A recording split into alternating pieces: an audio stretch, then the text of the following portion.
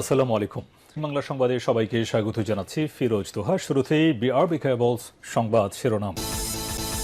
বাংলাদেশের সর্বশেষ গুরুত্বপূর্ণ আপডেট সংবাদে আপনাকে স্বাগত। শুরুতেই সংবাদ শিরোনাম, পরে বিস্তারিত। প্রথমেই জানাবো আমাদের হাতে থাকা সর্বশেষ গুরুত্বপূর্ণ সবথেকে তাজা আপডেট সংবাদ। কালশী বস্তিতে ভয়াবহ আগুন, নিয়ন্ত্রণে ফায়ার সার্ভিসের 13 ইউনিট। রাজধানীর মিরপুর পল্লবী এলাকায় কালশী বস্তিতে ভয়াবহ অগ্নিকাণ্ডের ঘটনা ঘটেছে আজ সন্ধ্যা 7:23 অগ্নিকাণ্ডের সংবাদ পাওয়া গেছে। এ পর্যন্ত মোট 13টি ইউনিট সক্রিয়ভাবে আগুন নিয়ন্ত্রণের কাজ করছে এবং ঘটনাস্থলের দিকে আরও বেশ কয়েকটি ফায়ার সার্ভিসের ইউনিট যাচ্ছে। এরপর জানাবো খাবার কিনতে গিয়ে সংঘবদ্ধ ধর্ষণের শিকার শিশু। নবীগঞ্জ উপজেলার পানিউদ্দা ইউনিয়নের বড়চর গ্রামে 3য় শ্রেণীর এক স্কুল ছাত্রীকে ধর্ষণ করেছে 2 যুবক। স্থানীয় সূত্র থেকে জানা গেছে, বিকেলে সরকারি প্রাইমারি স্কুলের 3য় শ্রেণীর ছাত্রী গ্রামের দোকানে যাচ্ছিল। পথেই একই গ্রামের মৃত কনর মিয়ার ছেলে আফরোজ মিয়া 35 এবং তার আরেক সঙ্গী স্কুল ছাত্রীকে জোরপূর্বক বাঁশঝাড়ের নির্জন স্থানে মুখ চেপে ধরে তারপর পালাক্রমে ধর্ষণ করে। এদিকে আগামী নির্বাচনে আওয়ামী লীগ অংশ নেবে জানালেন পররাষ্ট্র উপদেষ্টা তৌহিদ হোসেন। অন্তর্বর্তীকালীন সরকারের পররাষ্ট্র উপদেষ্টা এম তৌহিদ হোসেন বলেছেন, আগামী নির্বাচনে আওয়ামী লীগ অংশ নিতে পারে। যমুনা টেলিভিশনকে দেয়া সাক্ষাৎকারে তিনি এমন মন্তব্য করেছেন। জানাবো ঢাবিতে প্রতিবন্ধী ছাত্রকে পিটিয়ে পদ হারালেন বিএনপির ছাত্রদলের 3 সন্ত্রাসী। ঢাকা বিশ্ববিদ্যালয় জগন্নাথ হলের একটি দোকানে পা তুলে বসাকে কেন্দ্র করে এক প্রতিবন্ধী শিক্ষার্থীকে মারধরের অভিযোগের ঘটনায় অভিযুক্ত 4 জনের মধ্যে 3 জন ছাত্রদলের পদধারী নেতা ছিলেন। তাদেরকে এই ধরনের কর্মকাণ্ড করার কারণে দল থেকে বহিষ্কার করা হয়েছে।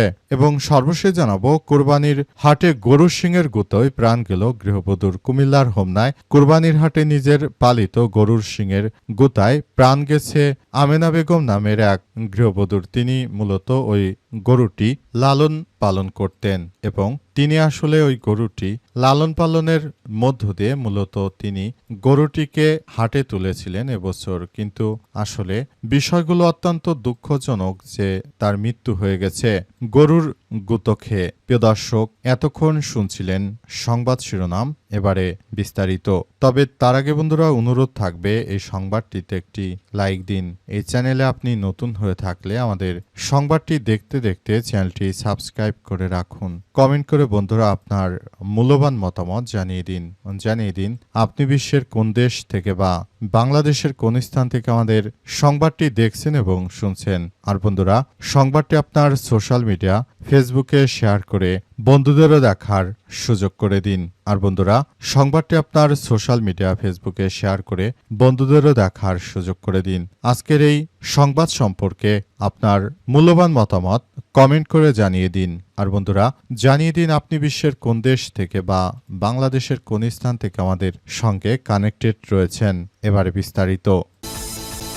কালশী বস্তিতে ভয়াবহ আগুন, নিয়ন্ত্রণে ফায়ার সার্ভিসের 13টি ইউনিট। রাজধানীর মিরপুর পল্লবী এলাকায় কালশী বস্তিতে ভয়াবহ অগ্নিকাণ্ডের ঘটনা ঘটেছে আজ সন্ধ্যা 7:23 অগ্নিকাণ্ডের সংবাদ পাওয়া গেছে। ফায়ার সার্ভিস ও সিভিল ডিফেন্স অধিদপ্তর সূত্র থেকে জানা গেছে, সংবাদ পাওয়ার পরপরই পল্লবী মিরপুর ফায়ার স্টেশন থেকে মোট 4টি ইউনিট ঘটনাস্থলে পৌঁছে আগুন নিয়ন্ত্রণের কাজ শুরু করে। পরে মিরপুর ও কুর্মিটলা ফায়ার স্টেশন সহ আরও কয়েকটি ইউনিট যোগ দেয়। বর্তমানে মোট 13টি ইউনিট সক্রিয়ভাবে আগুন নিয়ন্ত্রণে কাজ করছে। ফায়ার সার্ভিস জানিয়েছে, ঘটনাস্থলে পানি সংকট থাকায় আগুন নিয়ন্ত্রণে কিছুটা বেগ পেতে হচ্ছে। ফায়ার সার্ভিস ও সিভিল ডিফেন্স মিডিয়ার কর্মকর্তারা আগুন লাগার সংবাদটি নিশ্চিত করেছে। আগুনের সূত্রপাত ও ক্ষয়ক্ষতির পরিমাণ এখনও জানা যায়নি। পরিস্থিতি নিয়ন্ত্রণে কাজ চলছে এবং বর্তমান সময় এই ধরনের কর্মকাণ্ড আসলে সবাইকে হতচকিত করেছে। সারা দেশ জুড়ে যখন তীব্র সমস্যা চলছে, তার মধ্যে আবার অগ্নিকাণ্ডের এই ঘটনাগুলো আমাদের সবাইকে ব্যথিত করেছে। আমরা মনে করি এখন যে অগ্নিকাণ্ডের ঘটনাগুলো ঘটছে এগুলো ষড়যন্ত্র হতে পারে। মাত্র কয়েকদিন আগে উচ্ছেদ অভিযানে গিয়ে পুলিশের সদস্যরা সেখানে দাবর খেয়েছিল। হয়তো সেখানে বিভিন্ন রাজনৈতিক দলের নেতৃত্ববৃন্দরা তারা হয়তো সেখানে এই ধরনের কার্যক্রম চালানোর ক্ষেত্রে তারা জড়িত থাকলেও থাকতে পারে। সুতরাং এই বিষয়গুলোকে খুবই গুরুত্ব সহকারে দেখা হচ্ছে এবং আরও জানা যাচ্ছে যে এই ঘটনায় আসলে সেখানে অনেকেই যুক্ত থাকতে পারে এমন আশঙ্কার কথাও ধারণা করা হচ্ছে। খাবার কিনতে গিয়ে সংঘবদ্ধ ধর্ষণের শিকার শিশু। নবীগঞ্জ উপজেলার পানিউন্দা ইউনিয়নের বড়চর গ্রামে ৩য় শ্রেণীর এক স্কুল ছাত্রীকে সংঘবদ্ধ ধর্ষণ করেছে দুই যুবক। দোকানে যাওয়ার পথে ওই ছাত্রীকে তারা টেনে হিঁচড়ে বাঁশঝাড়ে নিয়ে ধর্ষণ করেন।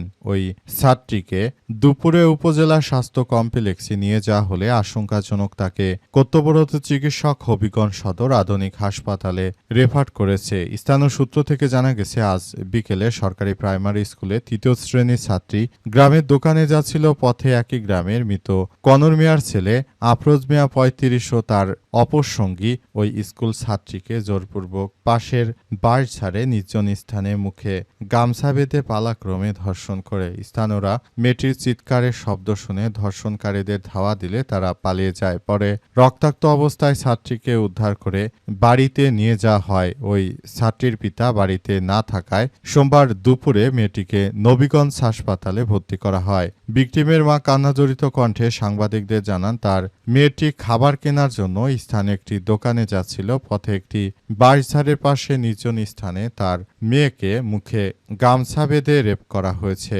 একই গ্রামের কনর মিয়ার ছেলে আফরোজ মিয়া এবং তার সহকর্মী অজ্ঞাত আরেকজন। স্থানীয় লোকজন বিষয়টি টের পেয়ে ধর্ষককে ধাওয়া দিলে তারা সেখান থেকে পালিয়ে গেছে।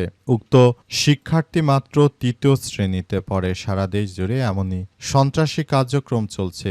বাংলাদেশের সব মানুষ এখন একরকম ব্যর্থ হয়ে যাচ্ছে ধর্ষকদের কারণে। সারা দেশ জুড়ে যে ধরনের ধর্ষণের ঘটনা ঘটছে এটি গ্রহণযোগ্য হতে পারে না। বিষয়গুলোকে খুবই গুরুত্ব সহকারে দেখা হচ্ছে এবং বিষয়গুলো নিয়ে আসলে সবাই একযোগে কাজ করছে। বিষয়টি কোন দিকে যায় সেটি এখন পর্যন্ত বোঝা যাচ্ছে না। আগামী নির্বাচনে আওয়ামী লীগ অংশ নিতে পারে জানালেন পররাষ্ট্র উপদেষ্টা এম তৌহিদ হোসেন।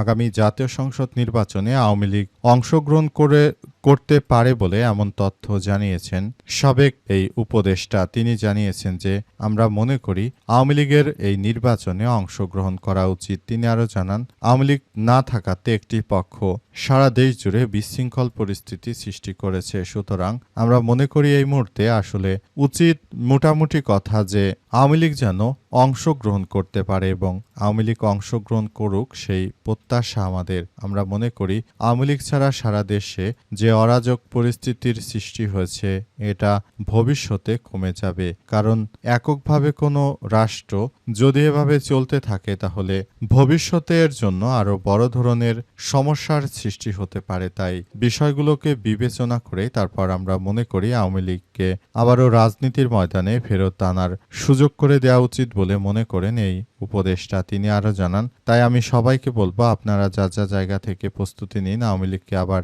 ফিরে এনে তারপর এই নির্বাচন করার বিষয়গুলোকে আপনাদেরকে অবশ্যই যাচাই বাছাই করা উচিত। তা না হলে একটি পক্ষ আবারও দেশে স্বৈরতন্ত্র কায়েম করতে চাইবে বলে এমন মন্তব্য এসেছে এবং বিষয়গুলো শুধুমাত্র পররাষ্ট্র উপদেষ্টা তৌহিদ হোসেন নয়, তার মতো অনেকেই মনে করে যে এই মুহূর্তে আওয়ামী লীগ সরকারও বাংলাদেশে প্রয়োজন। তা না হলে এককভাবে শুধুমাত্র বিএনপি তারাও দেশজুড়ে আবারও আগের মতো একই ধরনের সমস্যার সৃষ্টি করছে। সুতরাং বিষয়গুলোকে খুবই গুরুত্ব সহকারে দেখা উচিত এবং বিষয়গুলো নিয়ে সবারই ভাবা উচিত।